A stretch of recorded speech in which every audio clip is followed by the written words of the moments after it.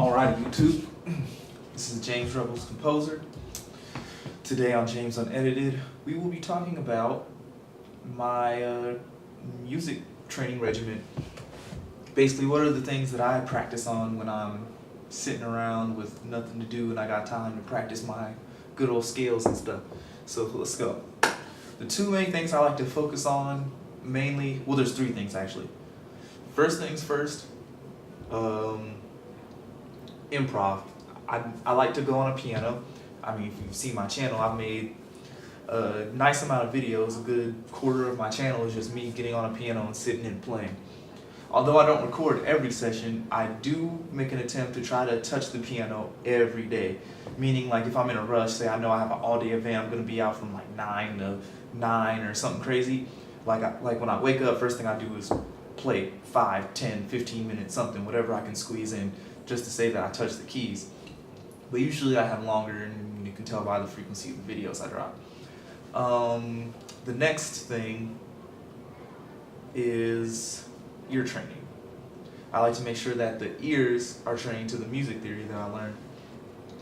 Because I feel like the reason why I like improv and the ear training is because it gives that abstract music theory a place to live in muscle memory, so that music gets grounded in reality rather than just straight theory off the top of the head kind of thing.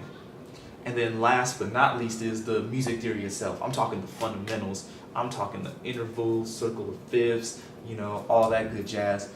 Although I will be honest, I don't use a lot of sheet music, so I don't know too many key signatures and such. It wouldn't be hard for me to find it. It's just with music programs nowadays with MIDI, to be honest, it's a lot more visual. And knowing the music theory helps you see those forms a lot easier. I like to tell people that music theory doesn't tell you how to make music as much as it tells you how to read music. Now let me break that down. Because I think music theory is more like a language. It's like interprets it. It lets you know the forms. Like if I said, oh, drop me a major chord, you feel me? You would know that that's like a major third with the minor third on top of it. You'll know the distance, you'll know what the shape is, and then I just tell you a key and you'll know wherever on the keyboard to drop it. You feel me? And so it's kind of similar to like a language. And once you start getting the language, start getting the code, you can start transposing it, and then that's where all the crazy higher level advanced theory hits. And I really like that because with the first two, although it grounds the theory into your body, the music theory kind of embeds it into your imagination. So you can kind of imagine new shapes, imagine new things. It's kind of like that old adage where they say, you know, you got to learn the rules before you can break it. And once you learn the rules of music theory, you can kind of figure out how to break it. And since you know so much music theory, you can actually name it with the theory. So that's pretty cool, and you can log it and write it down. So yeah, those are my three main things that I do to keep myself musically fit, I guess.